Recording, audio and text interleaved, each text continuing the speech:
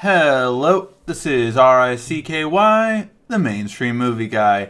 Hey guys, today I am here to do a video that might not be a popular one, but I truly have not changed my opinion on this. And that is the movie Split is overall not a good movie, but it is a good dot dot dot. Now, before I say what it is good, let me explain to you before spoilers, because I'm going to get into spoiler territory, of why it's not a good movie. The reason why it's not a good movie is because the trailer in October, which I have a link in the description down below, showed you the entire movie with the exception of Casey's background and the twist. Everything else is in the trailer. Like everything else, every other scene, every other thing you need to know or to watch this movie is in the trailer. Everything. And that was the biggest downside to me.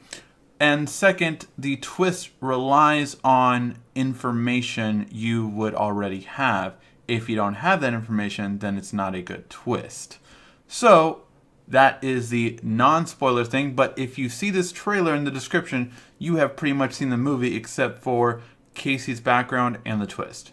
Everything else is pretty much in the movie and you know what happens by this trailer. That's why I feel it's not a good movie as soon as I get into the details of the spoiler stuff. Alright, so now we're going to get into spoilers. So 1, 2, 3, spoilers. It is a good sequel, but it is not a good movie. As a standalone movie, I can honestly say it's not a good one. Why? Because I didn't watch Unbreakable. And that's what this movie relies on. This movie, the wow factor, this is in that same world, is all based on you actually watching Unbreakable. If you never saw Unbreakable, then you're not doing, then it's okay. Like, I knew of Unbreakable. I never saw the movie, but I knew Samuel L. Jackson was a guy named Mr. Glass, and I knew he was weak because, he broke easily or something like that, and Bruce Willis was his opposite and indestructible. That's all I knew from the movie. Now, I will watch Unbreakable this year because of this movie to see if it's worth it kind of thing. And most people have said it was in the heyday of Shyamalan. The Sixth Sense days. It was, I believe, the movie after Sixth Sense. And then, he had Signs, and yeah, then he went down the wrong path. Now, personally, I still am not in the Shyamalan camp after this movie because I don't think it was a good one unless you saw Unbreakable. If you saw Unbreakable, it was good. But like I said, every part of the movie, I'm like, okay, well, I'm waiting for this scene. Okay, well, I'm waiting for this scene. Because the trailer really showed, it even showed the final scene where he's bending the bars in the trailer. So I was waiting for that. I was waiting for him to get on the train. I was waiting for him to start running. I was waiting for, all these things. And really, with the exception of Casey's background, the fact that she was, of course, molested and in a horrible way, and she's still being in that kind of reality, is the worst part, right? But then it's so... I wish they would have shown more with her character. Okay, now is she overcoming this? Or is she going to be with Bruce Willis maybe to try to stop him because she knows what this thing is, what the beast is? But that's my real gripe with the movie. I think this movie was a good sequel, but a bad movie overall in terms of a standalone movie. Because unlike other people, I've heard a lot of people say, "Oh no, you don't need to rely on the plot to know it." But the twist falls flat if not. It really does. I was just like, "Oh, so it's part of Unbreakable." That's the end of the movie? And it was that's it. That's it. It's part of... that's all my reaction was because I knew who that character was, but since I never saw the movie, I'm like, oh, okay.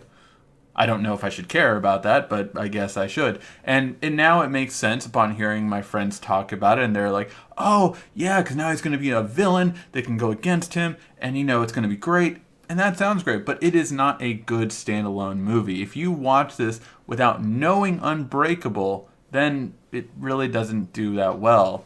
Not to mention that I wish they would have had a better resolution to her character. This is why I'm hoping she's in Unbreakable 2 or whatever they decide to call the next movie that Shyamalan's working on, or Split 2. Because her character, I have known, unfortunately in my life, a lot of women that have been taken advantage of and done in the wrong way and molested and things of that nature. And I feel like it just depicted a very sad thing that she was still with the uncle and, didn't try to tell anyone. Like, she could have tried to tell that cop or something along those lines, showing that she would now be growing over it, because after being in this horrible situation, overcoming her fear of saying anything about the uncle would hopefully be, overcome now. And that's the real thing, that I just feel that it didn't send the right message for that purpose. But again, if we're just thinking of slasher thriller and not the technical aspects of what it's actually saying about people that were molested, including the boy, obviously, as a child, he was abused by his mom, and that's why he became this way with multiple personality disorder.